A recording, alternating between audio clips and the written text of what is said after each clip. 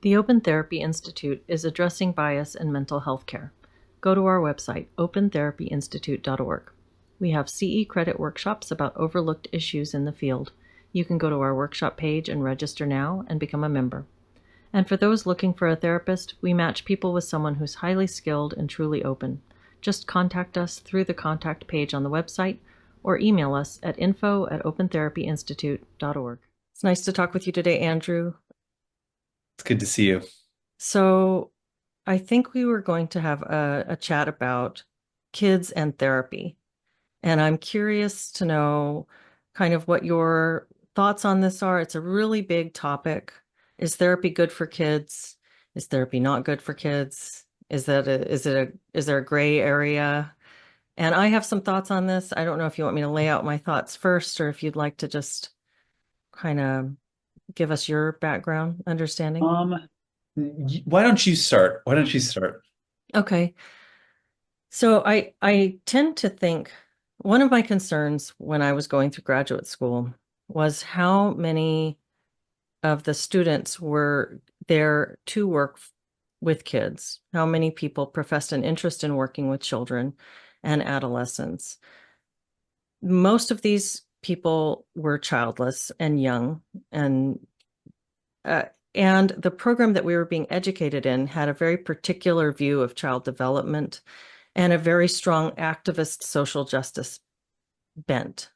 And so at the same time, after the COVID lockdowns and school shutdowns, we have increased funding for counselors in schools. So we see a desire in the school systems to have an increased number of counselors per capita for students and access for kids to counselors.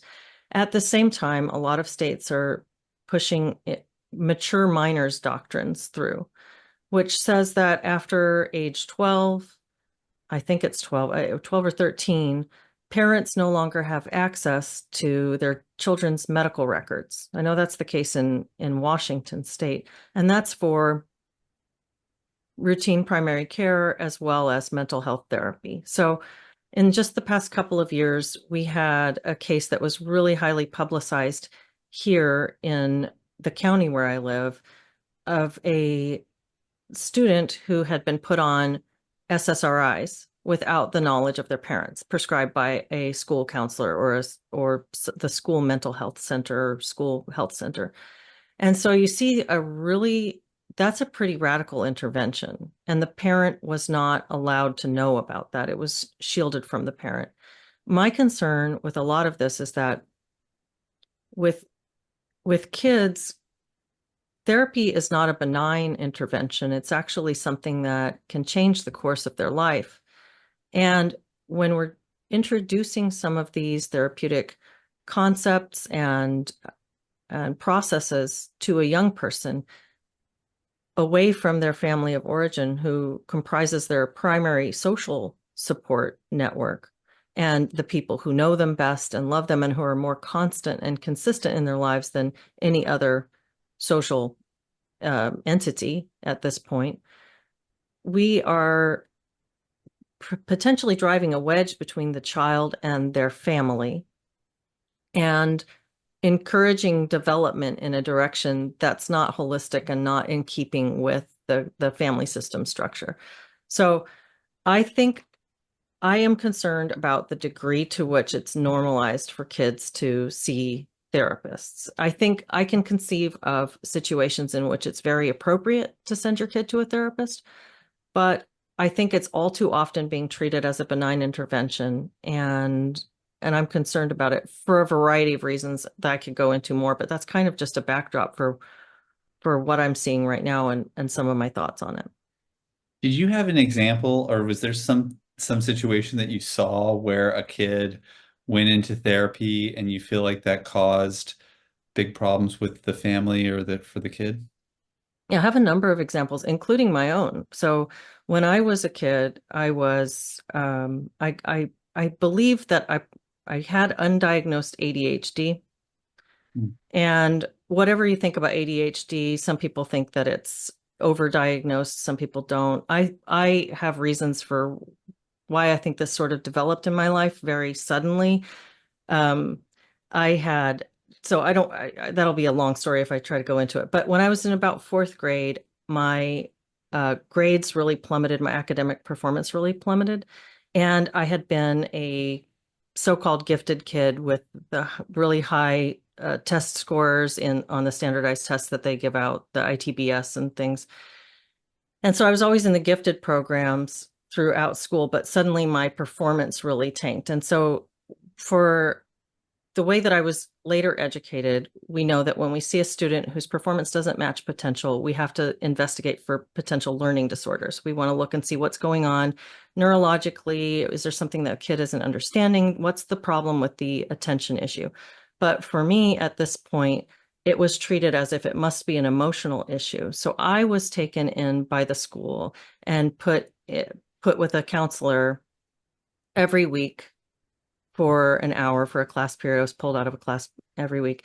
And the suspicion was immediately on my family. So there were lots of questions. There were anatomically correct dolls. There were questions about molestation. There were questions about sexual abuse that were being put into my head as what is fourth grade? That's like a 10-year-old or so.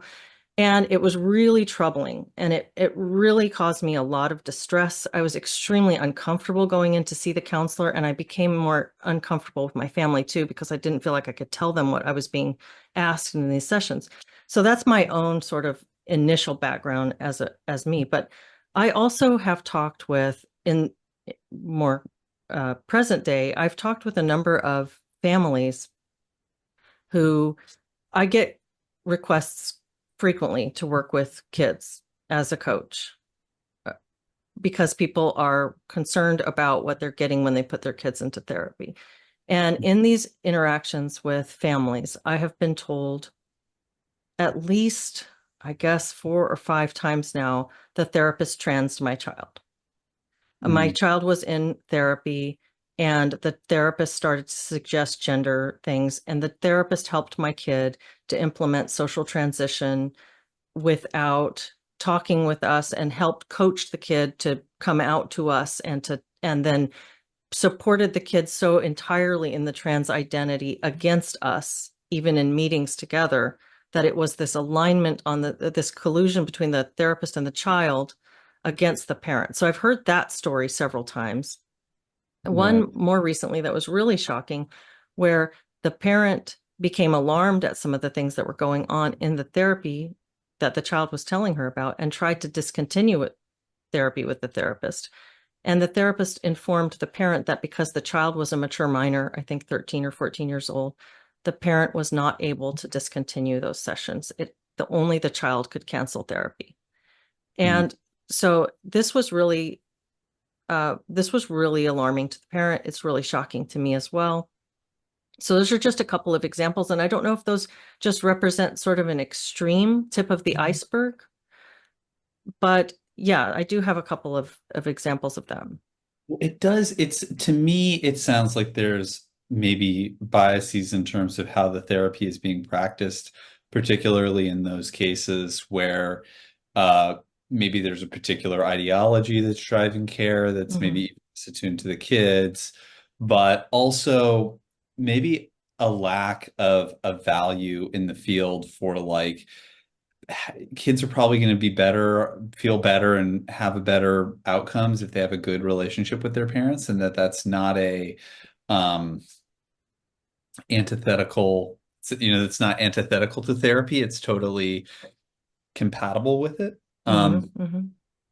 Uh, I think that I think I might even go further. I think kids probably need to be taught that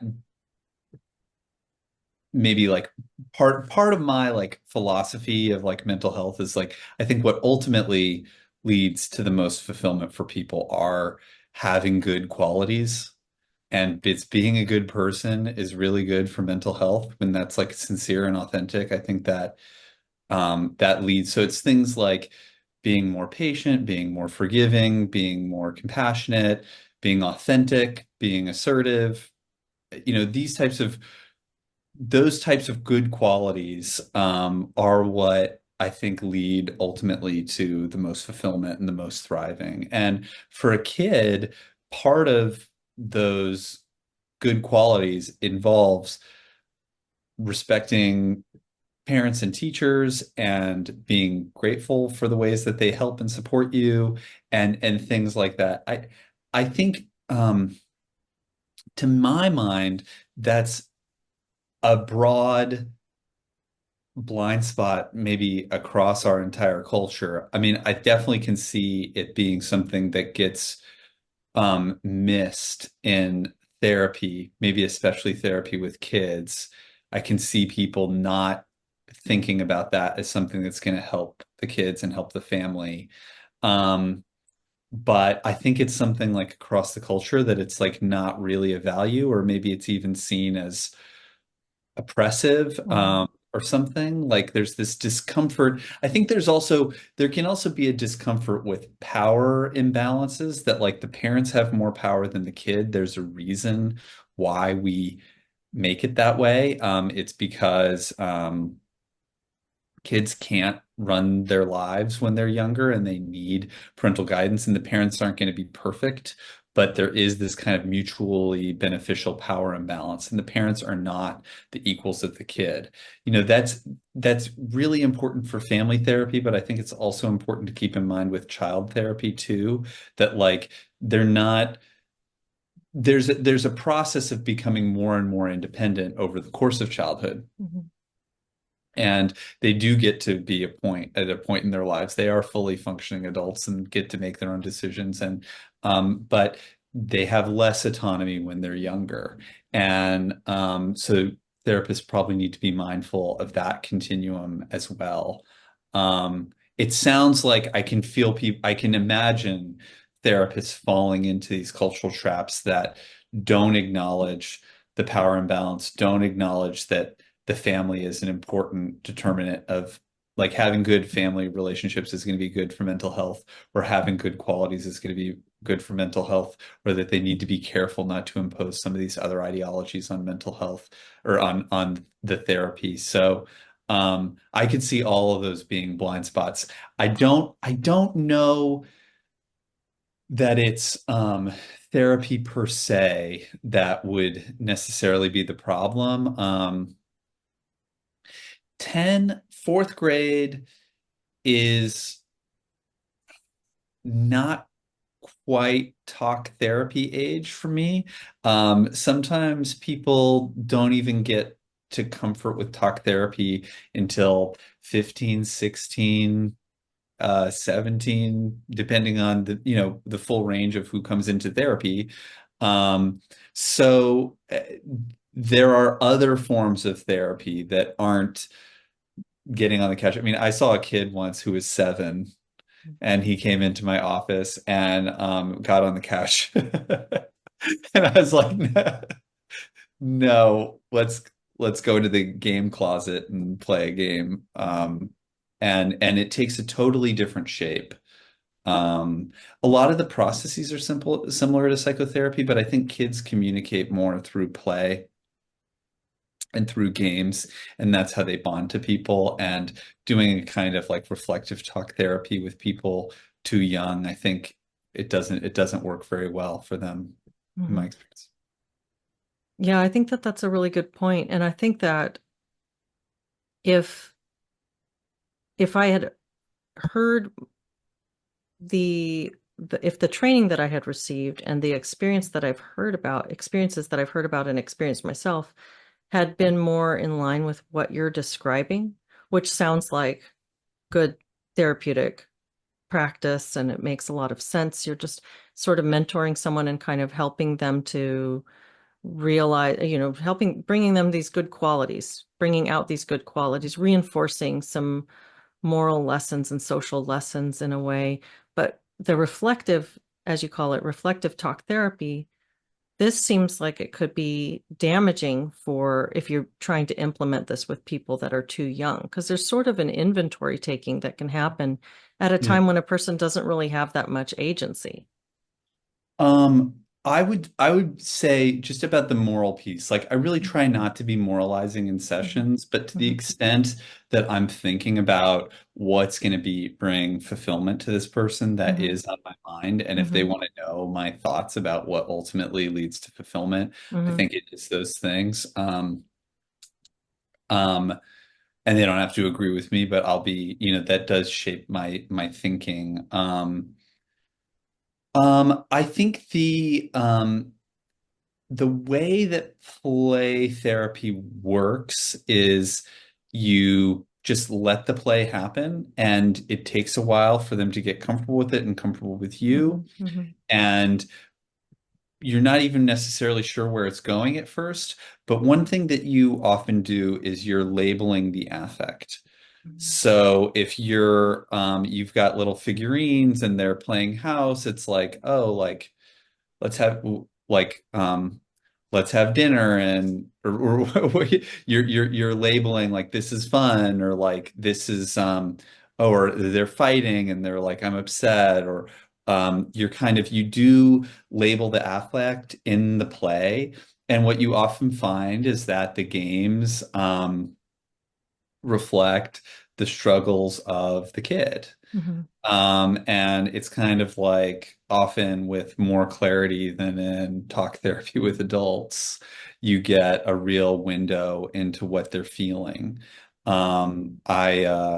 With one kid, I played a game where he was Invisible Boy and I was a monster and I was trying to get him. And then if I got him, then I would actually put him in the oven and cook him and then eat him. And there was this whole game that was played, but there was something about it related to his family about really feeling unseen mhm, and really wanting to be wanted and wanting to be desired, even in this kind of cannibalistic mhm, way. Like it's weird to like have this game that like turns into the cannibalism, but it's like that I to me, I felt this is how intensely this kid wants to be desired and feels invisible to his parents. So it's like it's very evocative. And a lot of those things can be somehow they're processed just like with talking with adults. Sometimes people say it and that's enough. And it's not like it needs like a solution per se. Like they kind of got it out and processed it and made sense of it on their own. And sometimes that can happen with play, but sometimes you can have an intervention with the play that is in the context of the game that communicates the same type of thing. So I saw a kid who was moving, and it meant that we weren't going to be able to continue the therapy. And in the last sessions that we had, he actually would get sick and die in the game. And then I would bury him and have a funeral for him. mhm, And I would give a eulogy for him that would say, um, I'll always remember him, and mhm, he meant so much to me, and I think he's in a better place, and I know that he's going to be okay. And we're playing the game, but it's clearly about ending therapy and his move. mhm, And you communicate those things through the play. mhm, So I wasn't trying to foster a kind of like adult reflexiveness in him, but it was really clear that these processes were getting processed through the game. And we probably had in our last weeks of therapy, we probably had a funeral every session. I remember one he gave me a watch. mhm, He took his watch off and he gave it to me, and he's like, this is like what I was inheriting was the watch. mhm, And you can just think about whether that's about watching over him or if it's mhm, about time, or Um, but it was just important to like accept the gift and be Mhm. like, I'm glad I have this to remember him by and just to play it out. So the play can get really real. And I think on some level he knew something was happening, but it has this more unconscious quality. And um, but so yeah, I think you're right. Like if for me, if I had, said tried to put him on the couch and have adult level conversations about reflecting on his family, I don't think that would have been appropriate to this kid. It got processed, I think, much better through the play. Those are really beautiful stories. And I wonder, as you're telling that, how do you distinguish between significant subconscious material and imagination or scripts that he's picked up from some cartoon he's watched or something so how do you make sense of all the things that are coming up in play? Yeah, that's so, I mean, it's partly like empathy and like Hmm. you're attuning to like what your emotional resonance is with it. But, you kind of want to look at what's unusual, what's repeated, and what's really emotionally resonant, Hmm. or like striking in a certain way. So those two games, The Invisible Boy that I would eat and The Funeral, were both games that were repeated over multiple sessions, and he'd come back ready to start playing Invisible Boy. And there was a period where, you know, maybe 2 months we played Invisible Boy every day, every time we met. And so yeah, I think that's kind of what you look to. You kind of look for your clinical intuition. You think about what fits with Hmm. this kid. It's not uncommon that you would see them play something that you think they saw, or versus experience. Sick kids with medical issues often want to play doctor. Hmm. Hmm. And It's you a can part of just, their life. it's part of their life, and the games like, are gonna, sometimes they're like exactly obviously what happened to them. I mean, Hmm. it's just, or what they're worried is going to happen to them, and the Hmm. patient dies, or Hmm. they're in lots of pain, or so it's not, but even the more physical play can have this kind of dimension. So one game that I played once early on in treatment with a kid was catch. And but he would the way it worked is, I think we would throw it back and forth, and I think if I caught it, you'd take a step closer. Hmm. And then if he caught it, he'd take a step closer. And then if we got all the way to him, Hmm. if I got all the way to him, then I'd like get him. And he'd like Hmm. giggle, but it was like, but I got him, you Hmm. know? So there was this, obviously, this is about approach Hmm. and connecting to each other and how comfortable how scared he is, but kind of desiring the Hmm. connection, but like afraid of it. And we're playing this kind of back and forth about starting therapy. So it's like even something like catch can have these, you know, meanings, that are then, reflective of what's on their mind. And but it's helpful just to have like some training about it and some Hmm. reflectiveness about what's happening. And it may be, one thing is, it may be that the age of play therapy is getting higher, and Hmm. that reflective therapy, like maybe kids in a previous generations could do more at age 15 and than they can now. I get the sense that kids maybe have a harder time talking in an unstructured way Hmm. at an older age. Um, but there is this really awkward age that I think is very difficult, where they're not quite ready for talk therapy, but they feel too old for play. Hmm. And you've got to figure out what you're going to do to ground therapy. And I think it's challenging. Sometimes you do questionnaires, or you can do puzzles, or you can have a semi-guided, more task-focused conversation. It's sometimes there's a tricky age. One thing that's really refreshing in hearing you describe this is how thoughtful and intentional you are about all of these aspects of the connection. And I wonder, what are your thoughts on the collaborative process with the child's family? Because that's one of my biggest concerns in what I've experienced and heard about from other people. And is is this division between the child therapist connection and the family. And I know there's going to have to be some degree of confidentiality, or else you're not going to have the trust of the child. But a collaborative approach seems like in some way necessary if you're working with someone who's still very young. Yeah, when I was working with the 7-year-olds and the really young kids, I wanted, and parents don't want to do this for the most part, but I wanted to meet with parents every week. Hmm. Now, I had some people who were willing to do that, but a lot who weren't. They're not in therapy, the kid is. Hmm. But I got a lot out of the parent sessions, and the parents are like so huge to understanding what's happening and responding. So it's like every week they mostly don't want to do that. So it's usually like once a month is what they're comfortable with. Hmm. They um as they get older, I mean, I get requests to have monthly parent sessions with kids who are in college. Hmm. This is a generation where the parents track their cell phones into adulthood.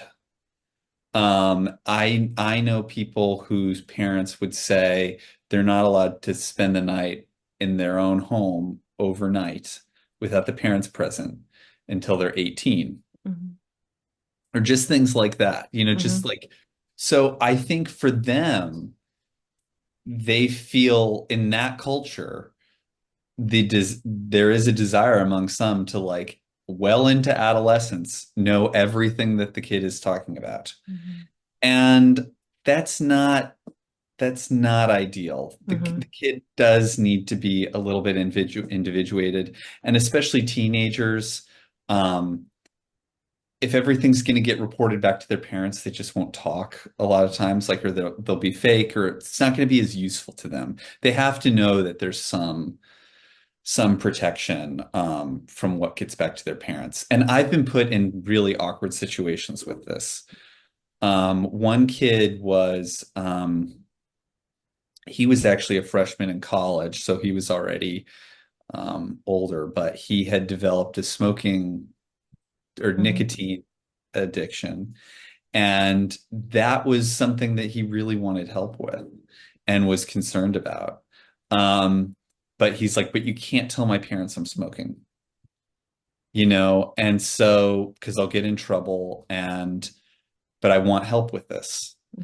So being triangulated between the kid and the parents is so common in child therapy. And it's one of the reasons why I think people don't want to do it. It tends to be much more expensive, and a lot of people don't do it.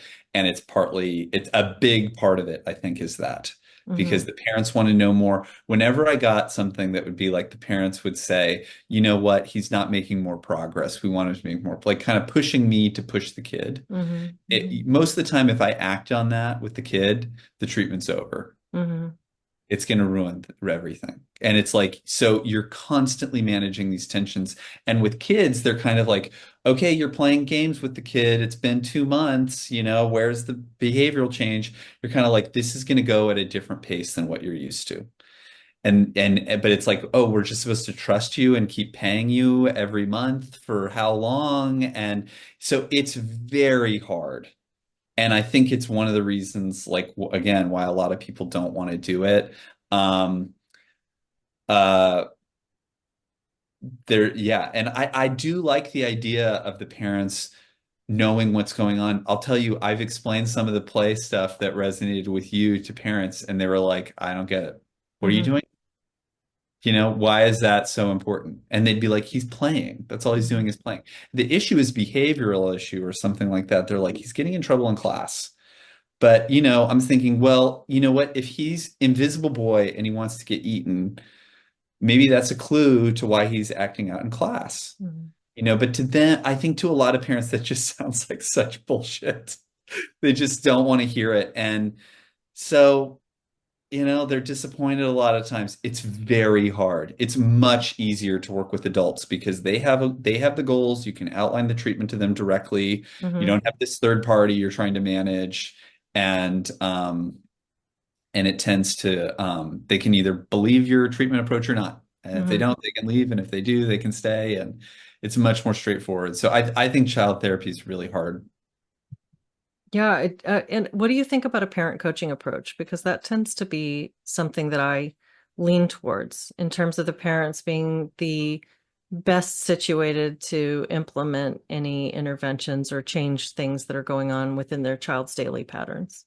Totally, totally. That's always great. And even like family work, if Hmm. they're open to it. But families tend to hate family therapy. It's very hard. It's really hard on everybody because you have the other family members in the room to call you out on your BS in a Hmm. way you don't when you're in individual therapy.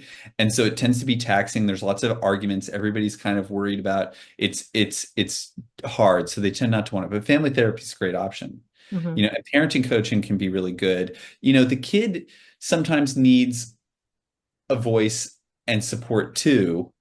Um, the good thing about if parents are seeking parenting coaching, that's also probably like in a good factor indicating it's going to be successful because the parents are like, we're open to change and looking to ways we can change to make things better. That's already great. If they want to dump the kid off and be like, this is on the kid, it's already going to be harder. Hmm. Like there's going to be something the parents are going to want to do differently, right? I mean, Hmm. but and they're sensitive to being blamed, and there is this kind of cliche in the field that like the therapists just blame the parents. So it's good if they can be brought in collaboratively, I think. Hmm. Hmm.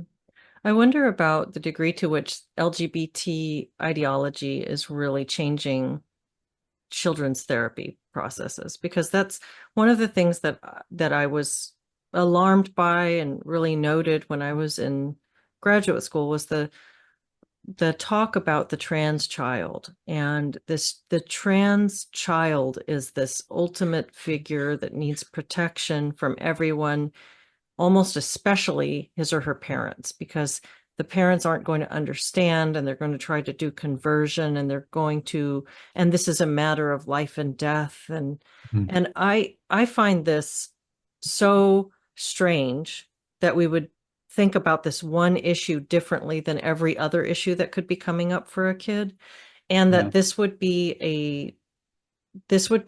a particular topic or identity constellation that merits a strong intervention and the therapist standing up for the child against the parents, or keeping extra secrets. And we see this not just with therapists but with teachers as well.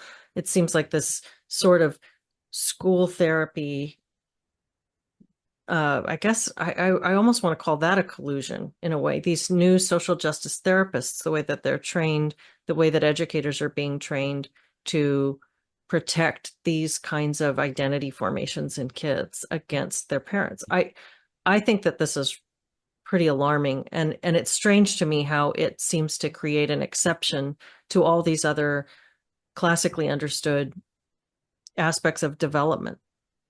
Yeah, I mean, well, and classic principles in the field. I mean, when I did ethics trainings for IRB for a study or whatever it is, and you have to take these ethics modules, one of the key values in psychology and in mental health is informed consent. Mhm.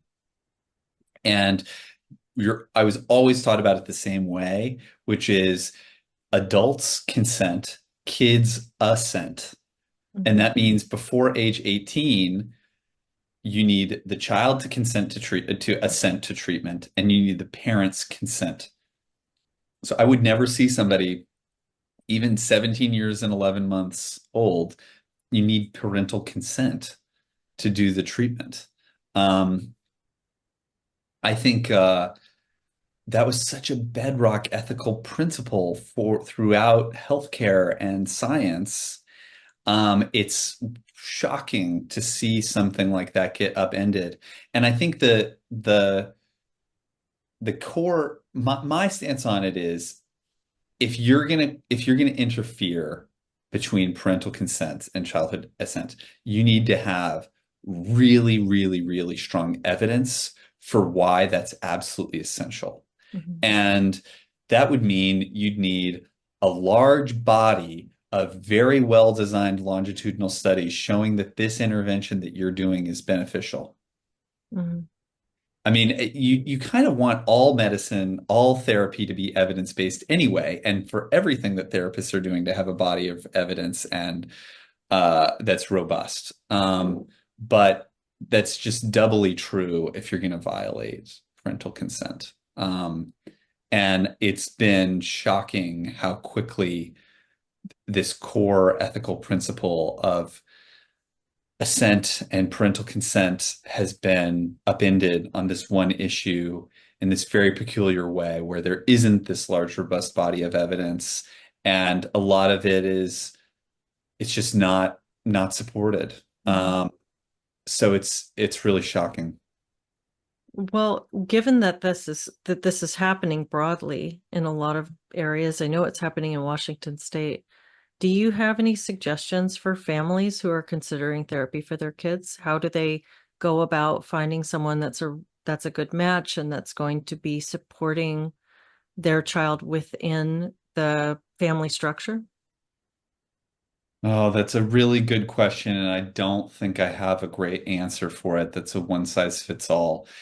I can see examples of it going in each direction. I can imagine the helicopter mom who tracks their kid's cell phone at 17 and then wants to hound the therapist to get every last detail, and that's not the way it should go. I can also see the example of the therapist who's taking the treatment in a radically non-evidence-based way and won't hides behind confidentiality to keep well-meaning parents out of the treatment. Both of those are extremes, but I think they both happened. Mhm. And it's very tricky. And you just don't want to paint with too broad of a brush of like never have them do talk therapy or always do this or that. Mhm. It's just it's one of the problems. I mean, I think that makes it so hard for patients. I don't know how they find people. I mean, there are institutions I know where I think the people trained there tend to be good, and I Mhm. can talk to a therapist and assess their clinical skill in a way that the average person can't. And it's Mhm. kind of shocking how at sea most people are when looking for a therapist, and there's a huge range in competency. And Mhm. and it's not always aligned with branding. It's not always aligned. I mean, it's not even aligned with like the prestige of the degree or something. I mean, I know people who went to Ivy League psychology programs, but what people probably don't know is those top psychology programs, they want to train researchers. And a lot of people in those programs don't do clinical work as part of their training. They might have some of the least amount of clinical training as anybody you'd ever see, Mhm. somebody who got a Ph.D. from an Ivy League school. So it's so hard. I think that there need to be more. I mean, it's part of what we want to do at OTI is actually like vet people and have people that we can recommend and endorse as talented Mhm. therapists, Mhm. because I do think there needs to be some organizations that are doing that. Mhm. I think it's so hard for patients to just look at psychology today and get lost in names and Mhm. buzzwords. And Well, most therapists do some sort of initial consultation process so that they have a chance to kind of get acquainted with the prospective patient and the patient can ask questions. And I wonder if you have any thoughts on what are good questions and what is a good way to sort of feel out your therapist to kind of get a sense of what their practice is going to be like. man, we should work on developing some type of interview for therapists. Oh yeah, that's a great idea. It's therapists work in really radically different ways. A lot of times they'll say, like, you want to hear them say CBT, you want to hear them say this or that. I don't think that. I think there's a lot of people with different theoretical orientations who do good work. Um, I yeah, and therapists can sell themselves a particular way. It doesn't mean Hmm. that they're going to do good work. Um, things aren't always clear after the first consultation about where things are going to go. Um, there's might be pressure to overpromise, which I don't Hmm. think is a good thing. Hmm. Um, so no, I don't have a Hmm. list of questions. And I don't have I think the best would be to have like some sort of system of vetting Hmm. where people are kind of endorsed as skilled or not in a particular area and get some type of something that has more meaning than what we have now, which is Hmm. just getting a degree. Hmm. Yeah, I love the idea of developing sort of some mock therapist interviews even, and kind of running What through would what you that would ask? sound What's like.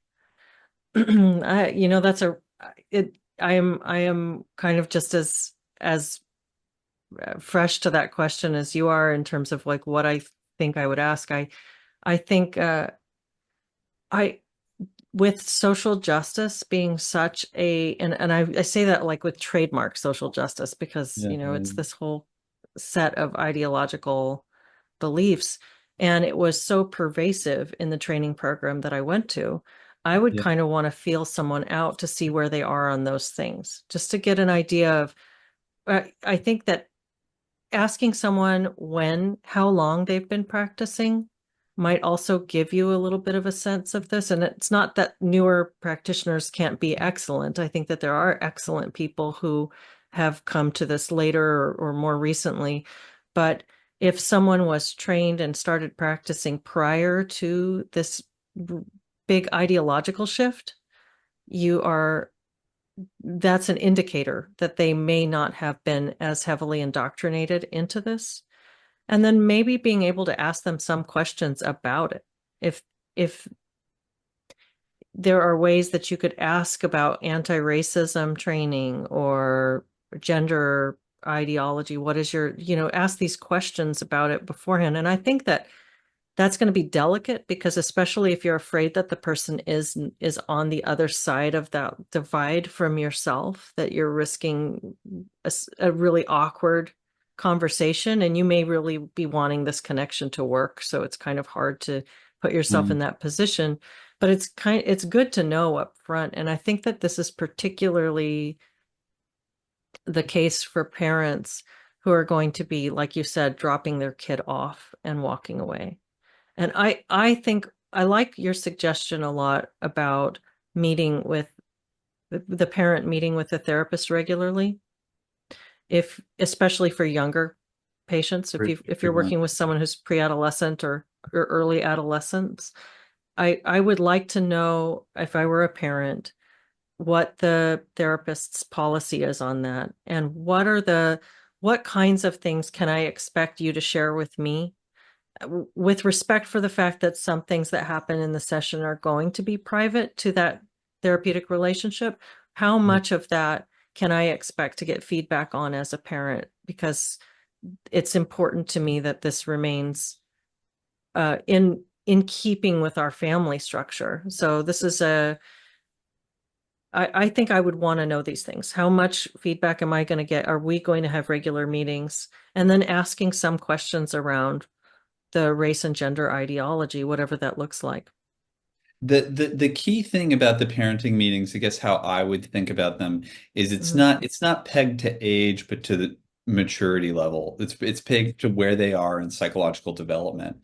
If they're a very precocious 15-year-old, they have a job, they drive, they put fuel in their car, they manage their grades and stuff on their own, like that's I think that they might be ready Hmm. for individual therapy where you don't have monthly meetings with the parents. That doesn't mean the parents never get updates, but I think there are people even 15 who are really mature. There are people who are 17 who are Hmm. not. Hmm. And it's just a wide range. So that's really the question is like where's their maturity level? Hmm. And that'll kind of determine how much parental engagement makes sense. That makes a lot of sense. And that might not be something you know right away. You might have to learn that over the process of getting to know the kid. And Right. and the But I do parent might think not have a sense. for young kids, like, yes, you should be having a monthly parent meeting. Even twice monthly meeting is good. And it's a good sign if the parents want that and they want to think not about parent if therapy has to be about the patient changing something in themselves. Mm-hmm. It can't be the therapist somehow fixing it without the people having to change, or they just do make your kid do what you want them to do or Mm-hmm. something. So if the parents are like, yes, we think there's things that we could improve too, we Mm-hmm. want to learn what those are, and we'd like parent coaching to be a part of this, Mm-hmm. I would request it. And I think if the therapist denies that, I think that's a red flag, Mm-hmm. unless there's some obvious extenuating factor. Mm-hmm. I wonder about this also. If you are uh, a parent and you are aware that your child is having some gender issues.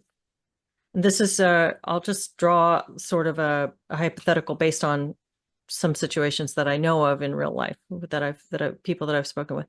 Child is having gender issues. You feel that this is a relatively new thing and you feel that it is socially motivated because you're seeing it happen a lot in the kids' school. But the child is closing off to you about it, and there's some behavioral issues and some emotional issues. And the child is asking for therapy because that's a frequent thing that I'm hearing as well, is that the kids are the ones requesting it. It's kind of a I don't know if it's a search for someone to talk to, a sort of a social badge of honor that you have a therapist. I think it's a combination of those things for some of these young adolescents.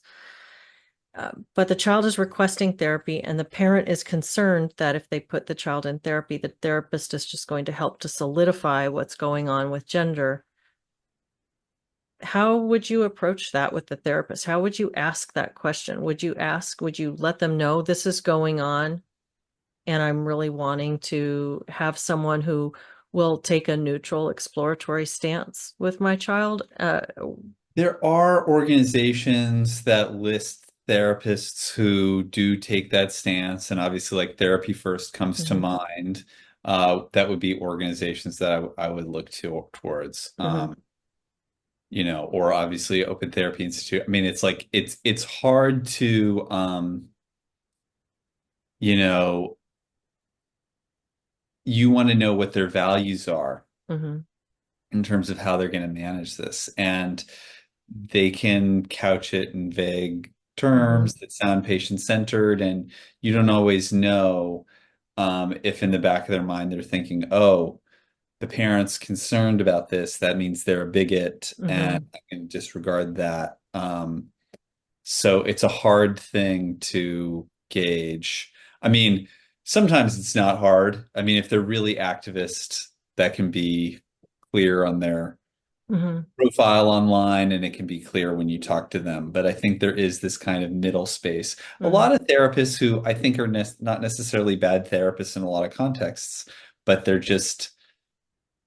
they have a bias on this. They might not be mhm, sort of aware, and they kind of take the default stance, which is often to side with the trans identity if they see it. And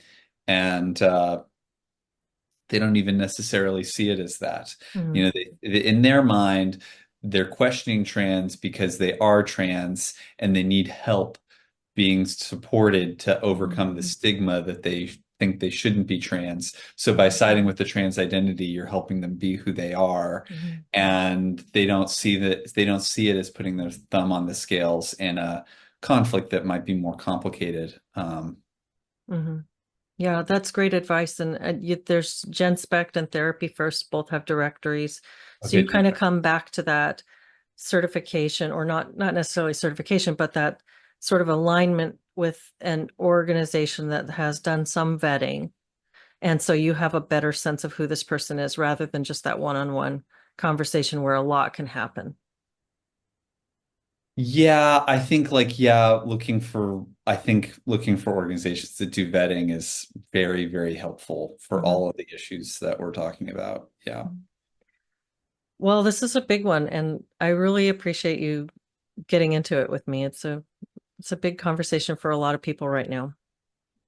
I know. I'm glad that we're talking about it. And to think about it, just to avoid, I mean, I think I'll say this, a red flag is extremism. Mhm.